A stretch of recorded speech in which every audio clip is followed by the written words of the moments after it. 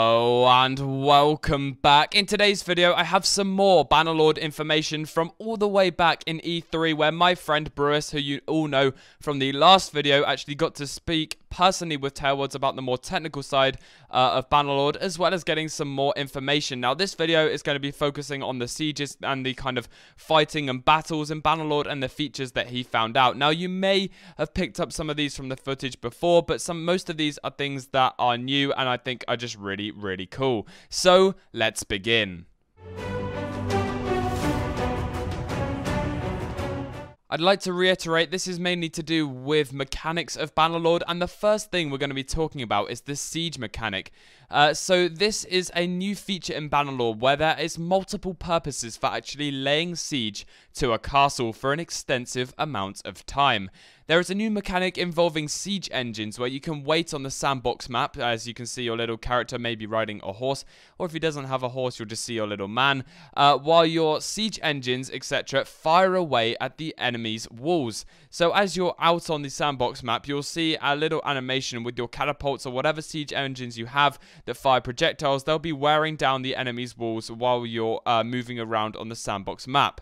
During this time, I think, but I'm not entirely certain, you are free to attack local villages or go about your own business. Now, you may be forced to stay still and not move around because I could feel like that could be a little bit OP.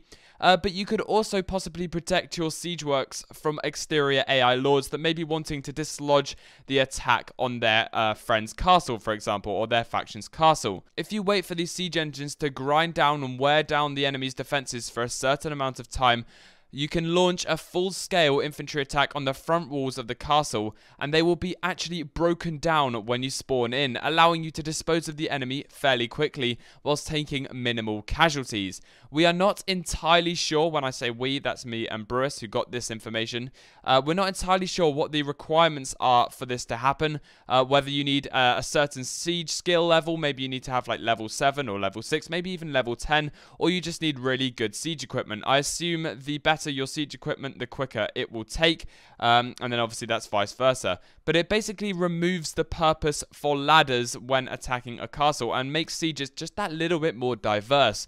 This could also allow people who prefer to play and basically have all cavalry armies, especially in Warband having the all Swordian Knight cavalry armies, etc. You can actually use that army in sieges, and they will not dismount off their horse because they can just charge straight into the courtyard of the castle and start killing the enemy, as the castle walls will already be broken down by your siege engines before you log in. I thought this was a really cool feature, and I think it's probably one of the best ones in this list. There are a few other better ones. But yeah, absolutely phenomenal stuff from Tailwords if they can pull this off.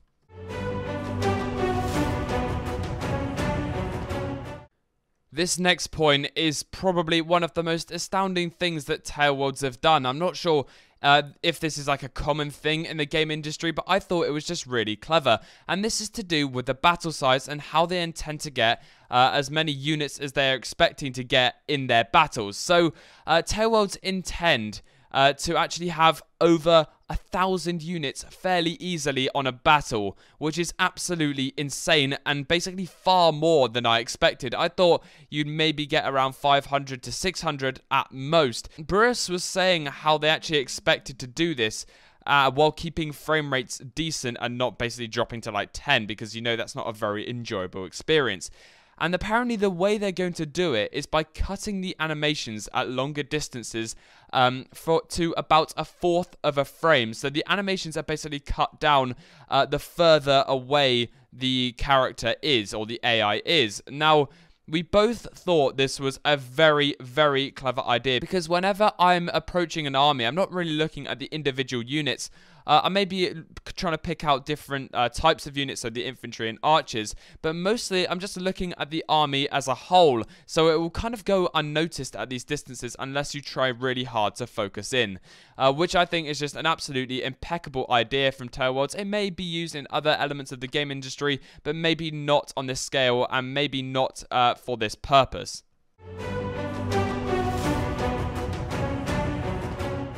Warband's combat mechanics were absolutely amazing. They were very simple and very easy to learn, but extremely hard to master, especially when you're playing against other players that have also been mastering it for a number of years. And in Bannerlord, it appears like the combat system is going to be taking some major changes that we talked about previously in some other videos to do with the directional shield blocking and the kind of chaining of attacks.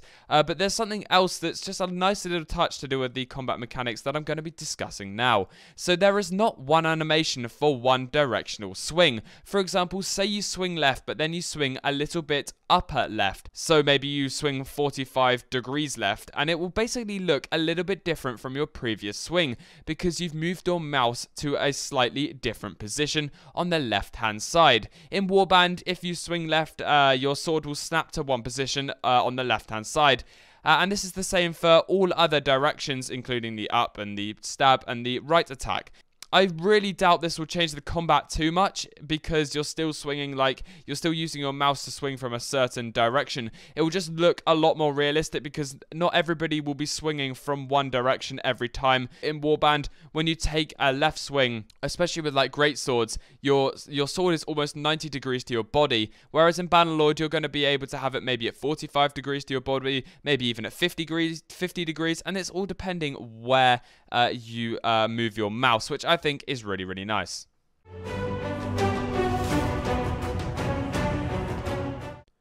This is the part of the video with the less major, like, new news, but it's still quite interesting. So the first mechanic I want to talk about is to do with the user interface in the gameplay. So obviously for the E3 gameplay and trailers, etc., they turned off a lot of the UI to basically make it look a lot more cinematic and better for maybe new people that are interested in the game because your screen's not clogged up with maybe little maps and things like that. So there will be a few changes when we actually get to play Bannerlord. Another mechanic is to do with the headshot. The next mechanic I want to talk about is when you get a headshot, and basically it's one of the most satisfying feelings because you can hear it really clearly and it's like a distinct sound for a headshot. I know you kind of had that in Warband where you shot someone. In single player you had a little notification coming up saying you got a headshot. In multiplayer there wasn't like a specific sound for a headshot unless I'm mistaken. I don't play Archer that much. But I just think that's really cool because apparently there's like a different system to do with headshots. They've redefined like how the damage system and that works for different arrows and maybe distances and that kind of thing. He didn't really know 100% about it, so I don't want to go into it too much because I'm not entirely sure on the validity of that. The next feature I wanted to talk about is to do with the cavalry, and Bruce just wanted to emphasize just how amazing the cavalry bowling feature is. If you don't know what that is already, then it's when a horse hits into another unit or AI at speed, it will cause that unit to be knocked over, and I assume take a certain amount of damage depending on their armor stats, etc. It might be kind of like the same thing when you get a horse bumped in Warband, where you take a certain amount of damage if you're like naked with no armor on, but if you're wearing like plate armor or something, you won't take any damage from horse bumping. It might be along the same lines as that. I can't remember entirely if I put this in my last video, but I'm going to do it anyway. So one of the last things I want to talk about is AI orders. In this particular build of the game, Brewis had a cavalry unit and set a wedge formation and told them to hold. He then went in front with another group of cavalry, maybe some nearby soldiers that he selected, and then got into a bit of a sticky situation. And then he told his wedge formation to charge. They attacked in wedge formation and plowed through the enemy, maintaining that wedge and not breaking formation, maybe aside from a few that got killed along the way. Building on this, he also said that you can combine orders, so you can tell the, for example, archers to fire and then retreat, etc., and they will carry out that. One order won't override the next. The previous orders will basically just not be cancelled. So that is pretty much all I have for new Bannerlord information. We'll get some new stuff in August for Gamescom, but this took a very long time to make. I'd like to put a massive thank you to my friend Brewis, who is in the US Marines, and I have so much respect for the guy for helping me out in these videos. I will be making a video with him at some point. I'm not entirely sure when because I'm super busy at the moment. But thank you so much to him. Also, I'd like to say when this video comes out, I might be doing like a live stream thing over 4G because I can't live stream over my computer because my internet speed is really bad. So yeah, I might be doing a live stream maybe like an hour after this video came out. I might not do it at all, but just keep your eye out for it. It could be interesting. Anyway, guys, thank you so much for watching. I hope you have an absolutely amazing day. I hope Bannerlord comes out soon, wherever you are, and I will see you in the next battle.